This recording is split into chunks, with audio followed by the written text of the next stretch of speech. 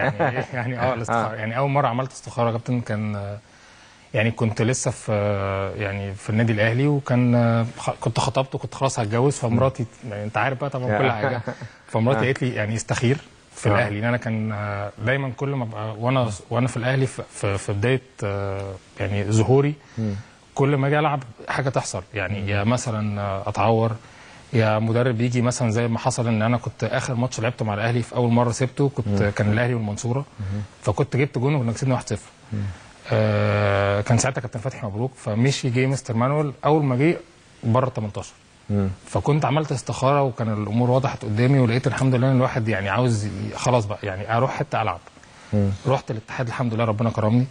بعد كده جالي فرصه احسن في كازما طبعا كويتي، رحت بعد كده رجعت على المصري، كل ده باستخارات. حتى كان يعني طبعا في الاوقات دي كان بيجي لي مثلا عروض، يعني مثلا الزمالك كان على طول الحمد لله كان بيبقى فيه بشكل سنوي، كان في مثلا اسماعيلي، كان في انديه كده معينه، فكنت بستخير بلاقي ربنا سبحانه وتعالى بيسر بدخل على خطوه ثانيه. فهي انا بمشي بس رجعت تاني النادي الاهلي مع مانويل جوزيه برضه؟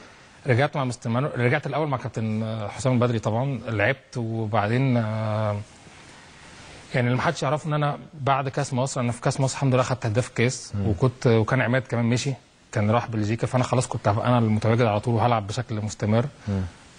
كنت طلبت ان انا امشي من كابتن هادي، ويعني حتى الناس كلها وانا بقول انا عاوز امشي كان الناس مستغربه، انت تمشي ليه؟ ما انت خلاص انت دلوقتي هتبقى يعني ما فيش حد، هتبقى نمره واحد ورقم واحد، وانت ناهي بكاس مصر بشكل كويس قوي، واخد هداف الكاس. لكن انا ما كنتش ساعتها يعني بصراحه ما كانش في، يعني انا بحب النادي الاهلي جدا ومنتمي ليه جدا، بس انت يعني ده وظيفه، فانا ما كنتش مرتاح ساعتها.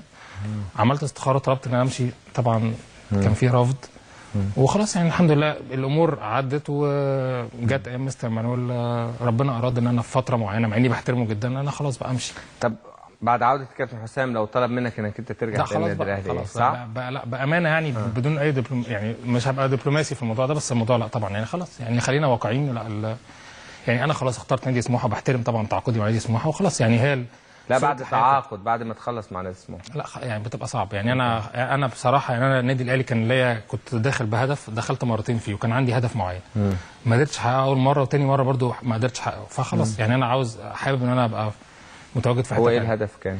الهدف ان انا كنت عاوز ابقى رقم واحد طبعا، الهدف ان كنت عاوز ابقى موجود في منتخب مصر بشكل اساسي، الهدف ان انا اقدر اعمل يعني اساعد مع زملائي في البطولات بشكل ايجابي. ففي حاجات طبعا يعني ما قدرتش اوصل لل 100% اللي انا عاوزها.